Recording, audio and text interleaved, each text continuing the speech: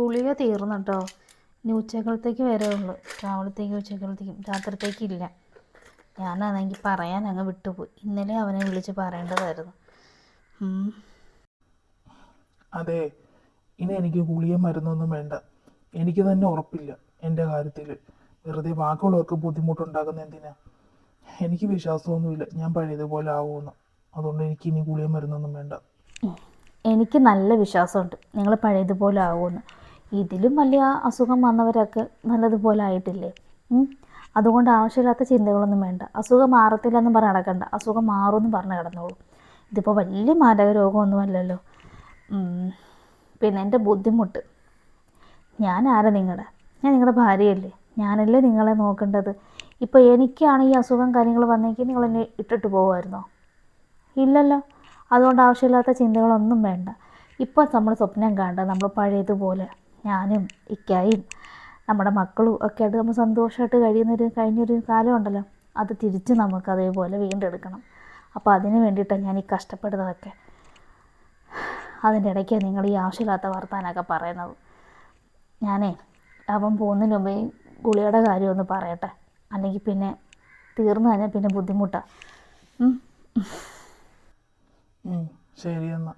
ആടാ, നീ ഇറങ്ങാറായാ? ആ, എന്താ, എന്തെങ്കിലും ആവശ്യം ഉണ്ടായിരുന്നോ? ഇക്കാടെ ഗുളിക തീരാറായടാ. ഉച്ച വരത്തേക്കേ ഉള്ളൂ. ഇപ്പോൾ രാത്രി കഴിക്കണമെങ്കിൽ ഇല്ല ഗുളിക. അപ്പോൾ നീ വൈകുന്നേരം വരുമ്പോൾ ഗുളിക മേടിച്ചോണ്ട് വരണേ. അത് മൊത്തം തീരുമ്പോഴേ പറയാവുള്ളൂ. ഞാൻ പറഞ്ഞിട്ടില്ല ഇത്തടുത്തത് നേരത്തെ പറയണം, 2 ദിവസം മുമ്പേ പറയണമെന്ന്. മനഃപൂർവ്വം മറന്നതല്ലടാ. ഞാൻ ഇന്നലെ തന്നെ വിളിച്ചതാണ് ഗുളികയുടെ കാര്യം പറയാൻ വേണ്ടിയിട്ട്. പക്ഷേ ഞാൻ വിട്ടുപോയതാ. ഞാൻ വാട്സപ്പിൽ ഇട്ടേക്കാം ചീട്ടും കാര്യങ്ങളൊക്കെ. നീ വൈകുന്നേരം ആകുമ്പോൾ മേടിച്ചോണ്ട് വാ. ആ ശരി, മറക്കാതെ ഇട്ടേക്കണേ ചീട്ട്. അതെ, നിങ്ങളവിടെ നിന്നേ. ഇത് എന്ന് അവസാനിക്കും ഇതൊക്കെ? ഇത് കൂടി വരുന്നതേ ഉള്ളൂ. ഇന്നും മാറും നാളെ മാറും എന്ന് വിചാരിച്ചിട്ടേ ഇത് ഒരു നടയ്ക്ക് പോകുന്ന ലക്ഷണമൊന്നും ഞാൻ കാണുന്നില്ല. എന്തോന്നാ ഇത്? ഒന്ന് ചുമ്മാ ഇരിയടി. ഇത്താങ്ങാനും കേട്ടു പോയി അതും മതി കേട്ടാ. അവരുടെ അവസ്ഥ അതല്ലേ. ആര് സഹായിക്കാനാ? ഞാനല്ലാതെ. അളിയൻ്റെ വീട്ടിലെ അവസ്ഥ അറിയാമല്ലോ. ആകപ്പാടുള്ള അനിയനാ. അതാണെങ്കിൽ അസുഖമുള്ള ഒരാളും. ഈ പറഞ്ഞ അവസ്ഥ തന്നെ. പിന്നെ ആര് സഹായിക്കാനാ? അതുകൊണ്ട് നീ ആവശ്യമില്ലാത്ത സംസാരിക്കല്ലേ.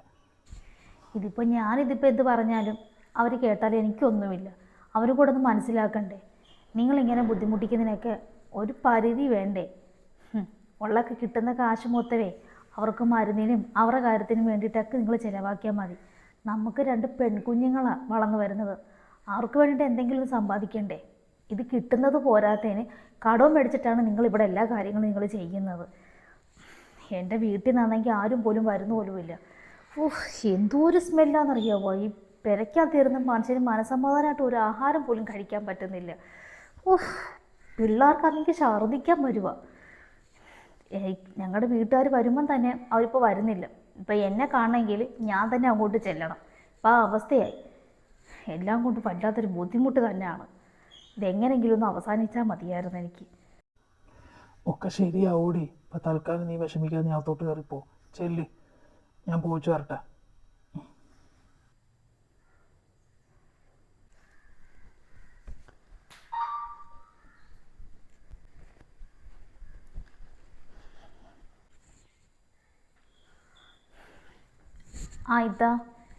ഇത്ത തുണി കഴുകാൻ പോകണമെങ്കിലേ ഞങ്ങളുടെ തുണി കഴുകണ്ട, അത് ഞാൻ കഴുകിയിട്ടോളാം.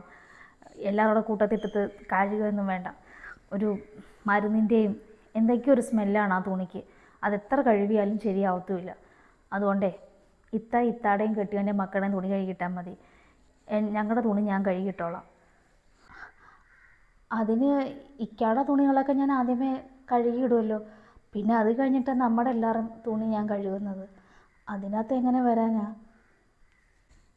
വേണ്ട, ഇനി മുതൽ ഞാൻ കഴുകിക്കോളാം. പിള്ളേരുടെ യൂണിഫോമിൽ തന്നെ ഭയങ്കര സ്മെല്ലാണ്. അതുകൊണ്ടേ ഞാൻ കഴുകിക്കോളാം. നിങ്ങൾ നിങ്ങളുടെ തുണി മാത്രം കഴുകിയിട്ടാൽ മതി. എന്തുവാ ഇവിടെ? അതെ, അവരവരുടെ തുണി അവരവർ തന്നെ അങ്ങ് കഴുകിയിടുക. നീ നിൻ്റെയും ഭർത്താവിൻ്റെയും മക്കളുടെയും നീ കഴുകിയിടുക. അവളും അവിടെ ഭർത്താവിൻ്റെയും മക്കളുടെയും അവളും കഴുകിയിടും. പിന്നെ എൻ്റെ ഒരു നൈറ്റി അല്ലേ, അത് ഞാനൊക്കെ കഴുകിക്കോളാം. ചെല്ല്, നീ നിൻ്റെ ജോലി നോക്ക്. ഉഫ്.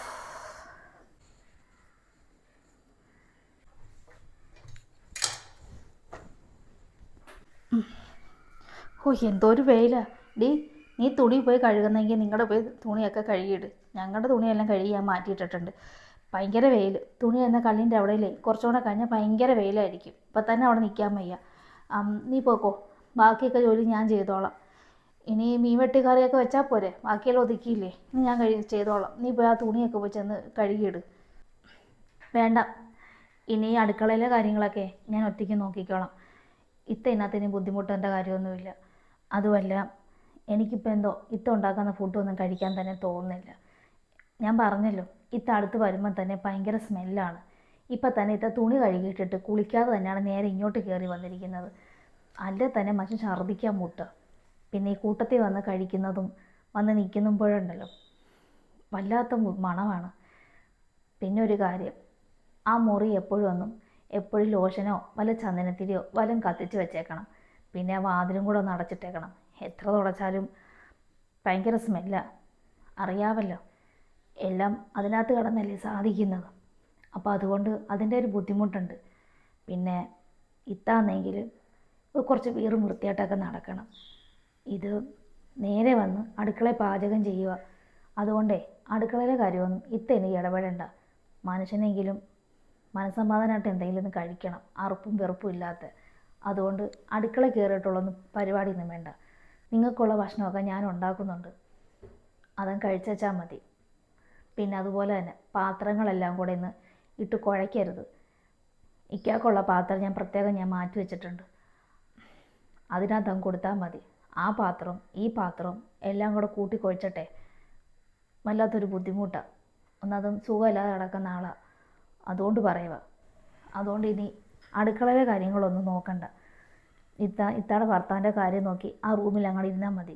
എന്തെങ്കിലും ആവശ്യമുണ്ടെങ്കിൽ ഇറങ്ങി വന്ന് എന്നോട് പറഞ്ഞാൽ മതി, ഞാൻ ചെയ്തു തരാം. അവിടെ ഇരുന്ന് പിള്ളേർ കാണുന്നിടത്തൊക്കെ സോഫയിൽ വന്നിരുന്ന് എല്ലായിടും എവിടെയും തൊട്ടാലും പിടിച്ചാലും ഒക്കെ ഭയങ്കര സ്മെല്ലാണ് ഇവിടെ. അതുകൊണ്ടാണ്.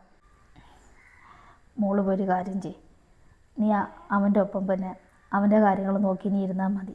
അടുക്കളയുടെ കാര്യമൊന്നും നീ നോക്കണ്ട, അതൊക്കെ ഞാൻ നോക്കിക്കോളാം. അവിടെ ഇപ്പം ഞാനും കൂടെ ഉണ്ടല്ലോ, ഞാനും അവളൂടെ എന്താണെന്ന് വെച്ചാൽ ചെയ്ത് വെച്ചേക്കാം. നീ ഇവിടെ കിടന്ന് ഇനി ഇതാവണ്ട, ചെല്ല്. അവൻ്റെ കാര്യം നോക്കാൻ തന്നെ വേണം 2 പേര്. അതിൻ്റെ ഇടയ്ക്കൂടെ നീ അടുക്കളയുടെ വന്ന് നീ കഷ്ടപ്പെടേണ്ട. ചെല്ല് മോള് പോ.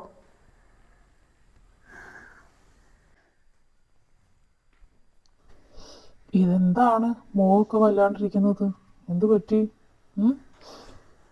എന്താണെങ്കിലും പറയടോ, എന്തു പറ്റി? അല്ല, ഞാനിങ്ങനെ ആലോചിക്കുകയായിരുന്നേ, ഇപ്പോൾ നിങ്ങളുടെ അസുഖത്തിന് വേണ്ടിയിട്ടാണല്ലോ നമ്മുടെ വീട് പോയത് തന്നെ. അതിലൊന്നും എനിക്ക് സങ്കടമൊന്നുമില്ല. കാരണം എനിക്ക് വീടിനെയും സ്വത്തിനെക്കാട്ടിയൊക്കെ വലുത് എനിക്ക് നിങ്ങൾ തന്നെ. ഇപ്പം നമുക്ക് ഏറ്റവുമായിട്ട് വേണ്ടത് മനസ്സമാധാനവും സന്തോഷമൊക്കെ. ഞാനിപ്പോൾ ആലോചിക്കുക, നമ്മുടെ കൊക്കിൽ ഒതുങ്ങുന്ന ഒരു വീട് നമുക്ക് കിട്ടിയെങ്കിൽ നമുക്ക് അങ്ങോട്ടങ്ങ് മാറാമായിരുന്നു. പിന്നെ ഒരു പ്രശ്നമുണ്ട്, ജോലിയുടെ കാര്യമല്ല, അത് നമുക്ക് എപ്പോഴെങ്കിലും കിട്ടുമല്ലോ. ഒരു തുണിക്കട ചെന്ന് കയറിയാലും നമുക്ക് ജോലിയൊക്കെ കിട്ടും. പക്ഷെ അതല്ല, ഞാൻ രാവിലെ ഇറങ്ങിപ്പോയി കഴിഞ്ഞാൽ നിങ്ങളുടെ കാര്യം പിന്നെ ആരും നോക്കും? സ്വന്തമായിട്ട് തന്നെ നിങ്ങളുടെ കാര്യങ്ങൾ നോക്കാൻ പറ്റാത്ത കണ്ടീഷനല്ലേ ഇപ്പോൾ. അതുകൊണ്ടാണ് പിന്നെ ഞാനിവിടെ നിൽക്കുന്നത് തന്നെ. പട്ടിണി കൂടാതെങ്കിലും കിടക്കണമല്ലോ, നിങ്ങൾക്ക് മരുന്നെങ്കിലും മേടിക്കണ്ടേ? അല്ലെങ്കിൽ നീ വിഷമിക്കണ്ട, ഇതിനകത്തൊക്കെ ഉള്ളതാ. ഇതൊക്കെ ഞാൻ മുൻകൂട്ടി കണ്ടതാ.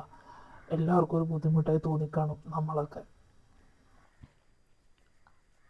ആരും ഒന്നും പറഞ്ഞൊന്നുമില്ല, പക്ഷേ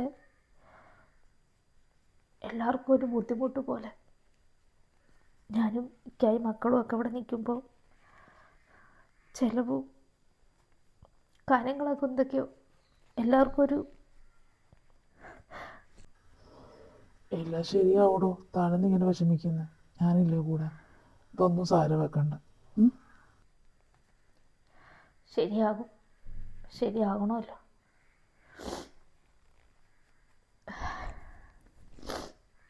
ഇനി മുതൽ എനിക്ക് വേറെ ജോലിയൊന്നുമില്ല, എനിക്കിനിയിപ്പോൾ നിങ്ങളുടെ കാര്യം മാത്രം നോക്കിയാൽ മതി. അടുക്കളപ്പണിയോ മറ്റുള്ളതോ ഒന്നും ഞാൻ നോക്കണ്ട. ഈ മുറിക്കകത്ത് നിങ്ങളുടെ ഒപ്പം ഞാൻ ഇരുന്നാൽ മതി. ഞാനേ കഴിക്കാൻ എന്തെങ്കിലും എടുത്തുകൊണ്ട് വരാം. കുളിച്ചിട്ട് പോയിട്ട് എടുത്തുകൊണ്ട് വരാം. കുളിക്കാതെ ഇനി അടുക്കളയിലൊന്നും കയറാൻ പറ്റത്തില്ല.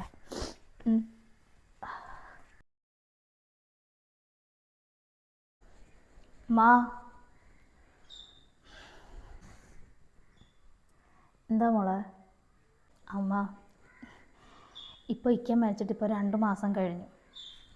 ഇനി ഞാനിവിടെ നിന്നാൽ ശരിയാവില്ല. എൻ്റെ മക്കളുടെ കാര്യങ്ങൾ നോക്കണം. അവരുടെ പഠിത്തം കാര്യങ്ങളൊക്കെ ചെയ്യാനുണ്ട്. എല്ലാം കൂടെ ഒരു വീട് ഞാൻ നോക്കിയിട്ടുണ്ടായിരുന്നു.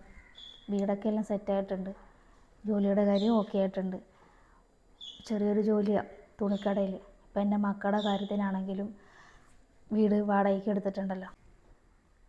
നീ ഒറ്റയ്ക്കോ? നീയും പിള്ളേരും കൂടി ഇവിടുന്ന് പോയാൽ എങ്ങനെ ശരിയാകും? അവനോ പടച്ചോൻ എൻ്റെ കുഞ്ഞിന് ആയുസിട്ട് കൊടുത്തില്ല. ഇനിയിപ്പോൾ നീ നിൻ്റെ പിള്ളേരും കൂടെ ഒറ്റയ്ക്ക് വാടകയ്ക്കൊക്കെ പോയി താമസിക്കുമെന്ന് പറഞ്ഞാൽ, ഇത്തടുത്ത് ഞാൻ അന്നൊക്കെ എന്തൊക്കെയോ ഞാനൊരു പറഞ്ഞു പോയിട്ടുണ്ട്. ആ കാര്യം കൊണ്ടാണെങ്കിൽ ഇവിടുന്ന് പോകരുത്. ഇനി അങ്ങനെയുള്ള പ്രശ്നങ്ങളൊന്നും ഉണ്ടാകത്തൊന്നുമില്ല. അന്ന് പിന്നെ എന്തോ ഒരു സാഹചര്യത്തിൽ ഞാൻ പറഞ്ഞു പോയതാണ്. ഇനിയിപ്പോൾ ഇത്തായും പിള്ളേരും കൂടെ ഒറ്റയ്ക്കൊക്കെ പോയി താമസിക്കുന്നതെന്ന് പറഞ്ഞാൽ ഇവിടെ നമുക്ക് ഉള്ളതുപോലെയൊക്കെ കഴിഞ്ഞാൽ പോരെ. ഇവിടുന്ന് ഇത്തായിക്ക് പോകാമല്ലോ ജോലിക്കൊക്കെ. വെറുതെ വീടൊക്കെ എടുത്തിട്ട് മാറണോ? അതിന് നിന്നോടുള്ള ദേഷ്യം കൊണ്ടാണ് ഞാൻ പോകുന്നതെന്ന് നിൻ്റെ അടുത്ത് ആരെങ്കിലും പറഞ്ഞോ? ഒരിക്കലും എനിക്ക് നിന്നോടോ എൻ്റെ ആങ്ങളയോടോ ഒന്നും എനിക്ക് ദേഷ്യമില്ല. ഇത് എൻ്റെ ഭർത്താവ് മരിച്ചു കഴിഞ്ഞ് ഈ ദിവസം വരെ ഞങ്ങളുടെ കാര്യങ്ങൾ നോക്കി നിങ്ങളല്ലേ. ഇനി നിങ്ങളെ ബുദ്ധിമുട്ടിക്കുന്നത് ശരിയല്ലല്ലോടി.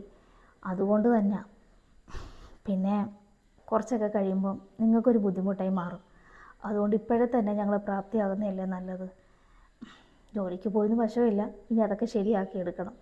തുച്ഛമായ ഒരു ശമ്പളമാണ്. അത് ഞങ്ങളുടെ വാടക കാര്യങ്ങളും എൻ്റെ മക്കളുടെ പഠിത്തം കാര്യങ്ങളും ഒക്കെ അത് ആ വഴിക്ക് അങ്ങ് നടന്നോളും. പിന്നെ അങ്ങ് ശരിയാകും. എനിക്കെന്ന് ജോലിക്ക് പോകണമെന്നൊക്കെ എനിക്ക് നേരത്തെയുള്ള ആഗ്രഹം തന്നെയായിരുന്നു എൻ്റെ ഭർത്താവ് വീട് കടന്നപ്പോൾ. പക്ഷേ എന്ത് ചെയ്യാനാ, ഞാൻ ജോലിക്ക് പോയാൽ പിന്നെ എൻ്റെ ഭർത്താവിൻ്റെ കാര്യം ആര് നോക്കും? അതുകൊണ്ട് തന്നെ ഞാൻ പോകാതിരുന്നത്. നിങ്ങളെ ഓരോ കാര്യത്തിനും ബുദ്ധിമുട്ടിക്കുമ്പോൾ എനിക്ക് നല്ല വിഷമമുണ്ടായിരുന്നു. പക്ഷെ എൻ്റെ ഗതികേട് കൊണ്ട് ഞാൻ കണ്ടില്ല കേട്ടില്ല നടിച്ചു. എങ്ങനെയെങ്കിലും എൻ്റെ ഭർത്താവിനെ ജീവിതത്തിൽ തിരിച്ച് കൊണ്ടുവരണമെന്നായിരുന്നു ഞാൻ ആഗ്രഹിച്ചത്. പക്ഷേ അതിന് ആയുസില്ലാതായിപ്പോയി. ഇനി അത് പറഞ്ഞിട്ടൊന്നും കാര്യം നിൽക്കുന്നില്ല. ഞാൻ കുറച്ച് കഴിയുമ്പോൾ ഞാൻ അങ്ങോട്ട് പോകും. അവൻ വരുമ്പോൾ നീയും അവനും പിള്ളേരും ഒക്കെ ആയിട്ട് വരണം. കൂട്ടത്തിൽ ഉമ്മയും കൂടെ കൊണ്ടുവരണം. ഇടയ്ക്കൊക്കെ വരാം ഞങ്ങൾ നിൽക്കാനൊക്കെ.